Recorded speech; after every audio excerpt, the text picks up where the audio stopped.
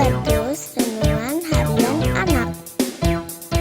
Halo, selamat pagi adik-adik. Berjumpa kembali dalam acara Habatus, Hidupku bagi Kristus. Gimana kabarnya hari ini? Sehat-sehat semua ya? Mari sebelum kita akan memulai aktivitas kita pada hari ini, hendaklah kita akan mendengarkan firman Tuhan terlebih dahulu. Mari kita berdoa. Bapa dalam surga, mengucap syukur buat hari yang indah ini. Mengucap syukur buat kesehatan yang kau berikan, berkat-berkat yang kau berikan. Sebentar kami akan mendengarkan firman-Mu. Kiranya pimpin kami dari awal, pertengahan hingga akhirnya, supaya kami mengerti kebenaran akan firman-Mu. Terima kasih Bapa, hanya di dalam nama Tuhan Yesus kami berdoa dan bersyukur. Amin. Nah adik-adik, renungan kita pada hari ini diambil dari Yesaya 65 ayat 17 sampai ke 25. Nah, nanti adik-adik bisa membaca ya semua ayatnya ya. Dalam renungan kita pada hari ini saya beri judul Menyongsong Langit dan Bumi Baru. Nah adik-adik, terkadang sering kita merindukan sesuatu hal yang berada di masa lalu. Contohnya, saya sering merindukan ketika saya masih kecil, dimana ketika saya masih kecil ada sukacita, saya bebas bermain kemana saja, saya tidak ada beban pekerjaan, tidak ada pikiran yang harus saya pikirkan. Saya sangat merindukan ketika saya masih kecil. Saya bisa berkumpul dengan keluarga kami. Nah, tetapi hal-hal indah itu tidak akan pernah terjadi lagi. Dan itu ialah masa yang sudah lalu, yang sudah kita laluin. Dan masa itu tidak akan pernah terulang lagi. Nah, seperti itu pun kadang-kadang banyak orang juga yang ingin merasakan atau merindukan masa lalunya, yaitu dimana masa-masa yang indah. Nah kalau dibandingkan dengan kitab Yesaya ke-65 ayat 17 sampai 25 ini, hal itu tidak akan terjadi lagi. Karena apa?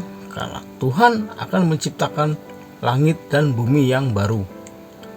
Di ayat yang 17 mengatakan, bukan saja hal-hal yang dahulu tidak akan diingat lagi, tetapi bukankah tidak akan timbul lagi dalam hati.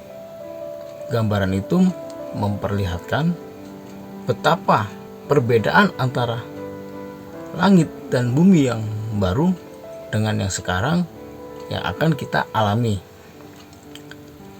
Ayat-ayat berikutnya memaparkan alasan demi alasan untuk kita bersukacita, bergirang, bersorak-sorak, menikmati kehidupan indah yang Tuhan akan karuniakan bagi umatnya.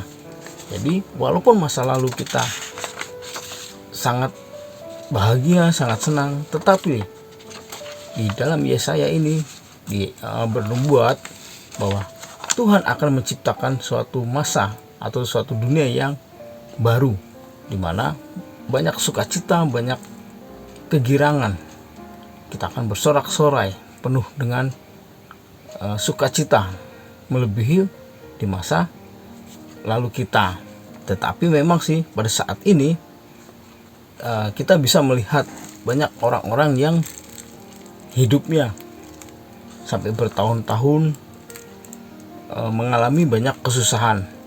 Salah satu contohnya, banyak dari teman-teman kita, saudara-saudara kita yang mungkin pada saat ini hidup di dalam penampungan atau sedang mengungsi.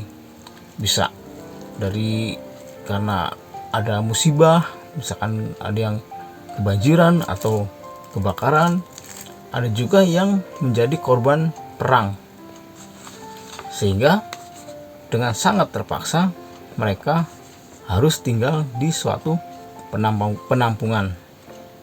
Nah, hal ini akan sulit bagi mereka dan mereka akan mengalami hal yang sangat menyedihkan, kesusahan. Nubuatan Yesaya ini, Tuhan akan menciptakan suatu bumi dan langit yang baru, di mana segala sesuatu tentang kesusahan, tentang kesedihan sudah tidak ada lagi.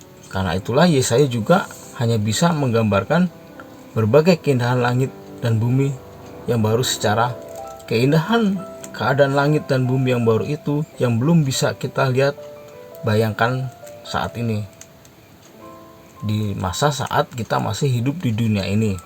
Jadi apa yang dibuatkan Yesaya, kita memang belum bisa membayangkan seperti apakah dunia atau langit yang baru seperti itu.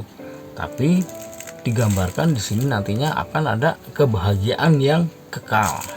Walaupun kita belum bisa memahami sepenuhnya keindahan dan keagungan langit dan bumi yang baru itu, pada saatnya, tiba waktunya, kita bisa bersyukur atas pengharapan yang akan menakjubkan ini, yang menjadi mungkin karena Allah telah memilih kita untuk menjadi anak-anaknya, karena Tuhan Yesus telah memilih untuk datang ke dunia demi kita.